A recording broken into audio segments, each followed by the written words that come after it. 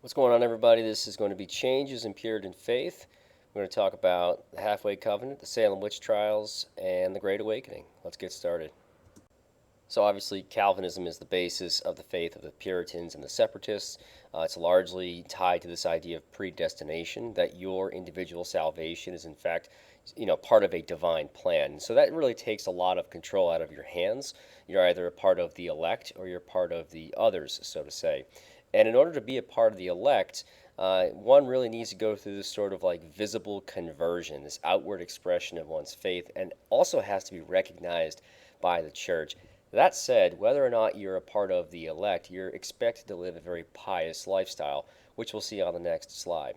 I did give a handout in class today which sort of goes into more detail on this.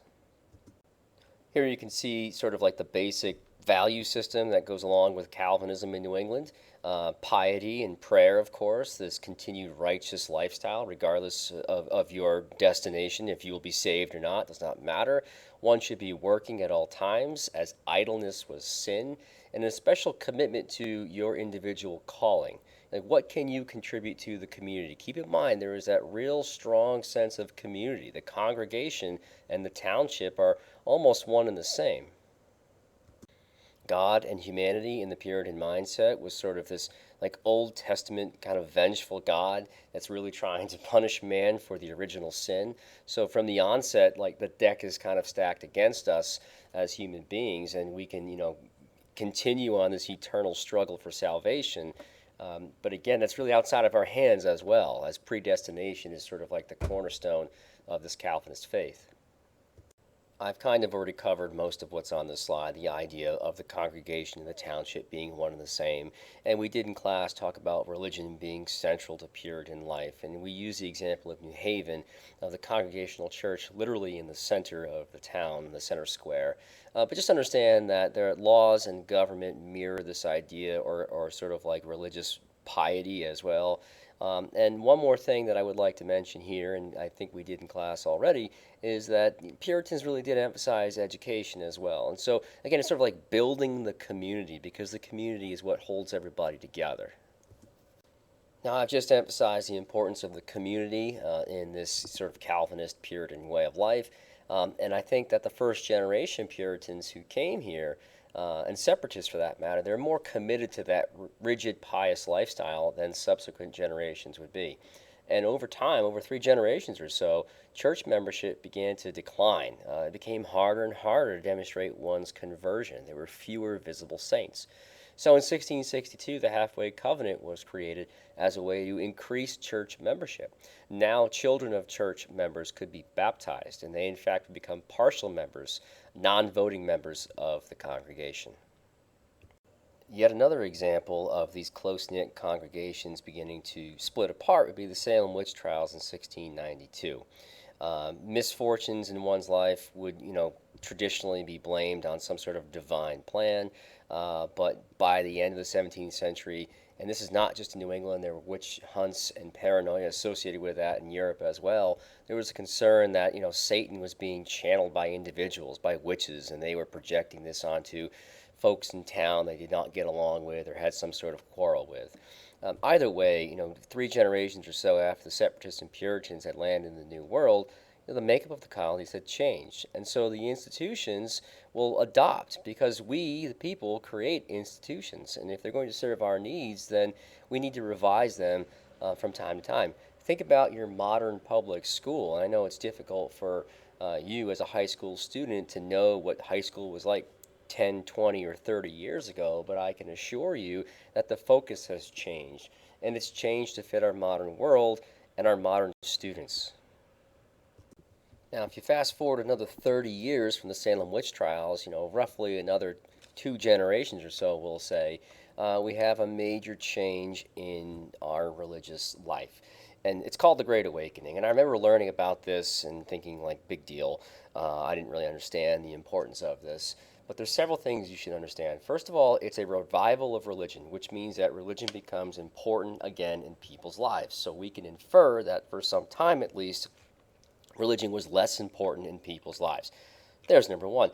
Number two would be, and I think College Board stresses this very specifically. In fact, I think it's key concept 2.2 is that the Great Awakening had its origins in Europe, which makes it a part of a transatlantic movement. That's something you should really highlight, and I've done that here for you.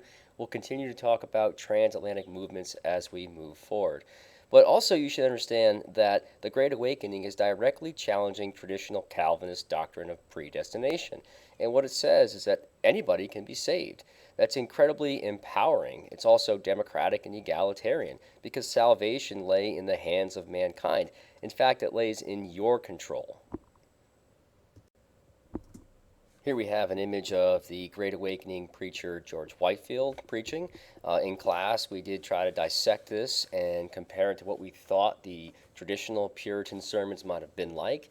Some of the things we might have said was that this was outdoors, first of all, and not actually inside a church. So taking it outside, if the church is not welcoming this new message, then take it out on the streets, so to say.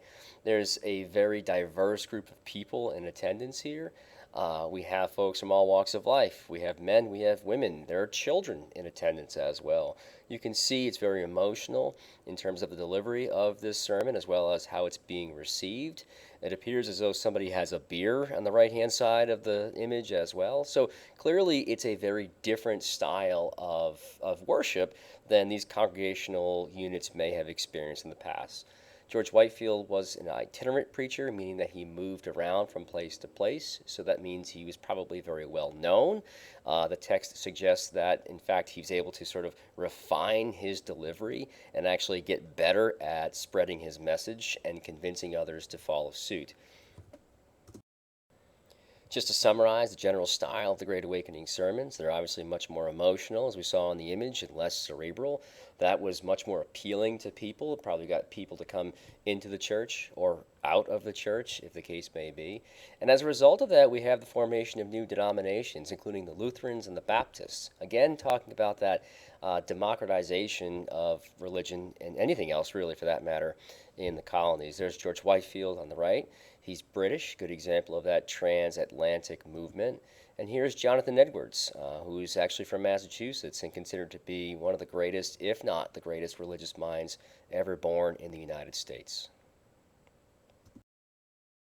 Now, obviously, public opinion was very divided over the direction that organized religion was headed, and so you have your new lights and your old lights. Your new lights would be more, from a modern perspective, we would say they were more progressive, and the old lights were more conservative, right? Could you accept change in order to revive religion in the hearts and minds of mankind?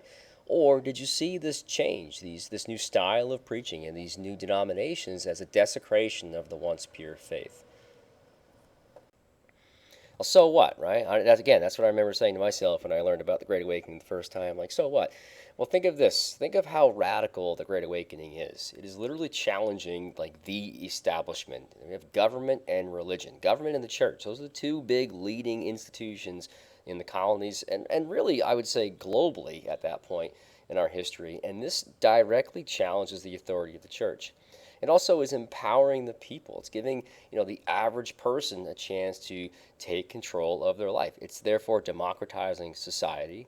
And as a result of that, if more people come to think that they should have a say, then more people may come to deplore an economic and political system which places a ceiling over their head.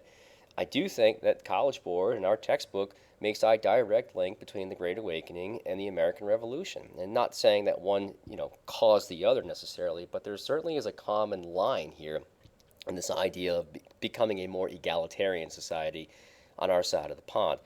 Also think about the underlying principles that are contained in the sermons of the Great Awakening. Again, your destiny as an individual is really tied to your actions or your faith, and that our destiny is certainly within our control. All right, thank you so much for watching. I hope that helped you to make some sense out of the Great Awakening. Again, focus on the big picture, contextualization, link it to the transatlantic movement, link it to the democratization of the colonies, a common experience in the colonies, as itinerant preachers certainly shared this message without all 13 colonies, and also maybe build a bridge between this idea of empowered people and an eventual revolution. That's it for today. Thank you so much. Take care.